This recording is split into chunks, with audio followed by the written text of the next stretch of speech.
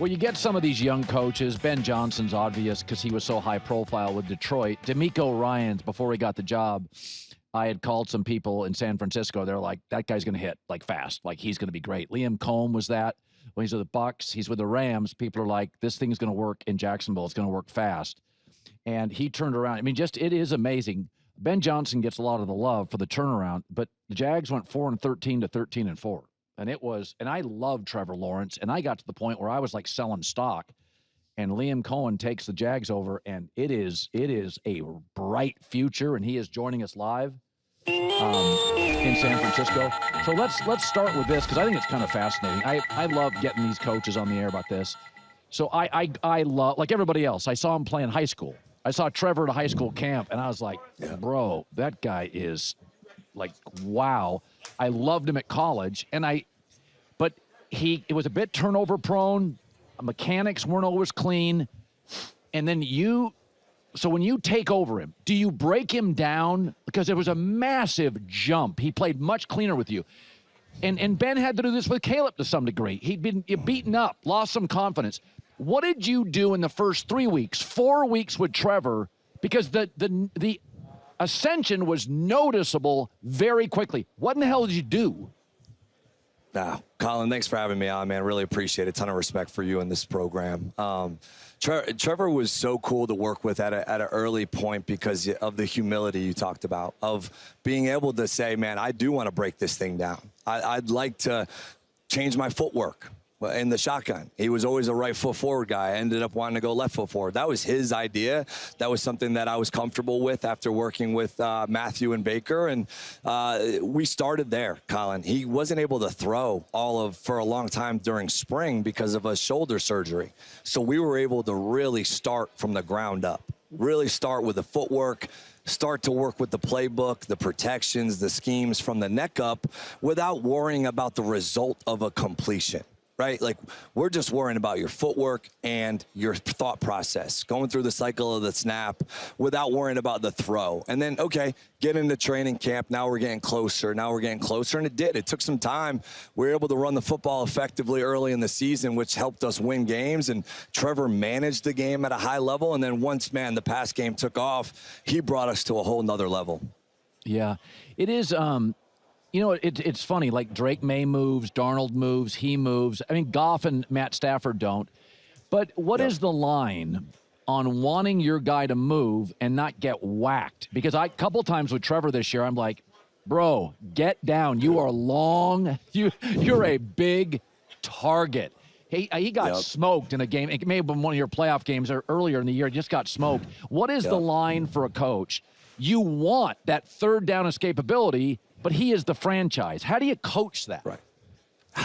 That is the finest line that you walk, honestly, with a guy like Trevor that, he's legit high 4'5", 4'6", that can really run, athletic, big, strong, has an advantage, right? It's an advantage for us when he can get moving. And while you also want your quarterbacks to go through progressions and read it 1 to 2 to 3 and find a check down or be able to keep the ball in play, because if you check it down and we gain 10 yards, well, you just took a negative into a positive and you didn't take a hit.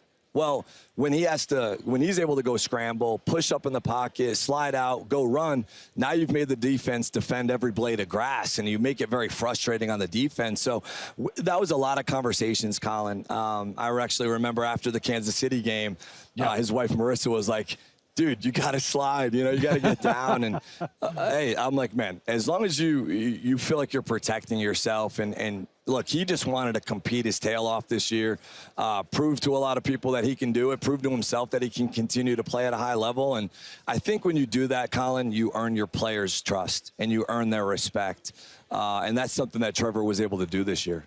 I said you played the Seahawks and you hammered some really good teams. The Chargers game, you unraveled teams. There was one game, though, the Seattle game, where it was like, and I've said this all year about Seattle, turn the sound down and watch Seattle. They just look longer and they are fast. They are young. And with young teams, you get energy, you get more mistakes. But when they're humming, they look different. Let's go back to that game against Seattle. You're on the sideline. Did you look at that and think, that team may be a Super Bowl team? There's no question preparing for that team that we were very aware of the physicality, the way that they played, their coverage structures in the back end, you could tell was extremely tied together. Mike does a phenomenal job. I think his coaching staff does as well. But you can see they've got waves of rushers, right, Colin? Like they've got groups up front in their front seven specifically that can really impact and affect the quarterback. It's not just one. It's not just two. I think the big nickel Umanora kid is unbelievable in terms of the athlete, the freak, the ability to play coverage and rush and defend the run. They are exciting. It's an exciting defense, and then really offensively, a ton of explosive plays, right? They've lived and died by the explosive play. Sam's playing at a high level. I think their run game is really coming to life, and thought they did great things over the course of the year. A lot of props to Mike for what they were able to do this year. And you're right, you can turn the tape. If you just watch and listen, they play the game the way it's supposed to be played. You know, Mike Vrabel, we were talking about very few coaches have a brand, and it usually takes years to develop. And it was about halfway through his career in Tennessee, I started seeing this video of Mike Vrabel and the players after the game, long snappers, quarterbacks, rush edge. And I'm like, if I had two words to describe Vrabel, it would be like tough love. Nobody's going to love you more. Nobody's going to support you more. It's almost like a fatherly figure. And you have a very close relationship with your players. It's hard, Liam. Sometimes you have to give them really bad news.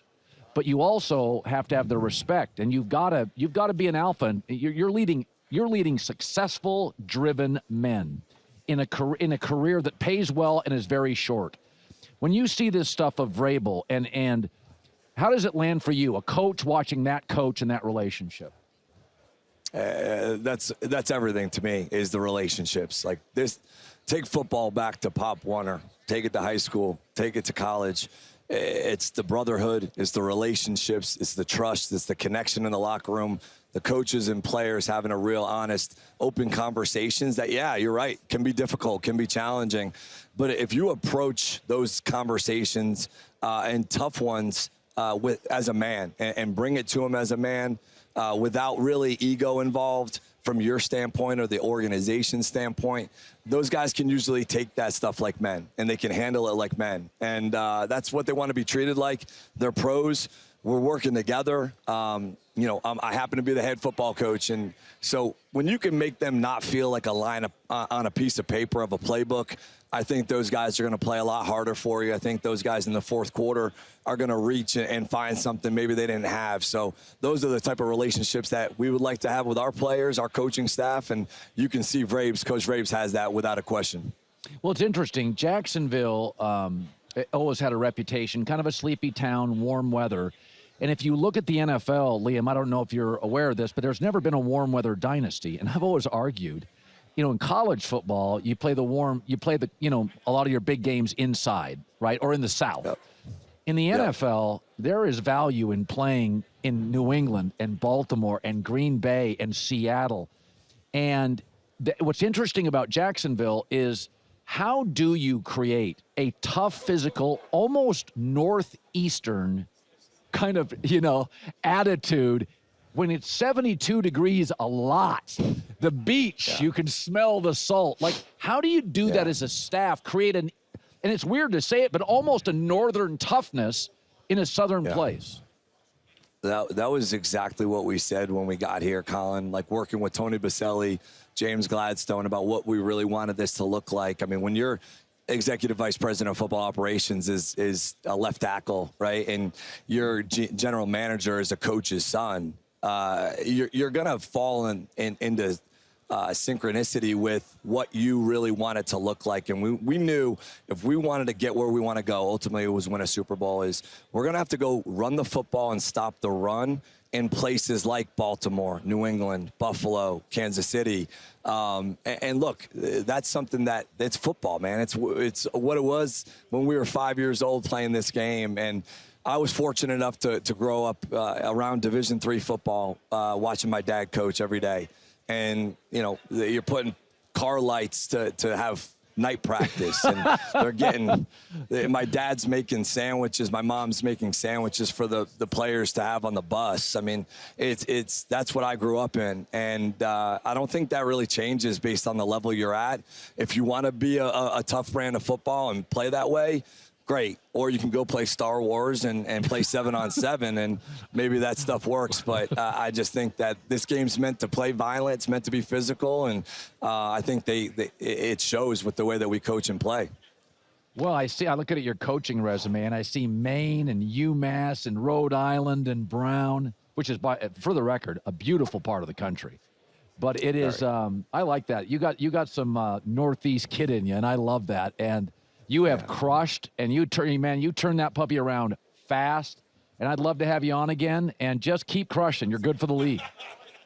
I appreciate it, Colin. Thank you very much for having me on.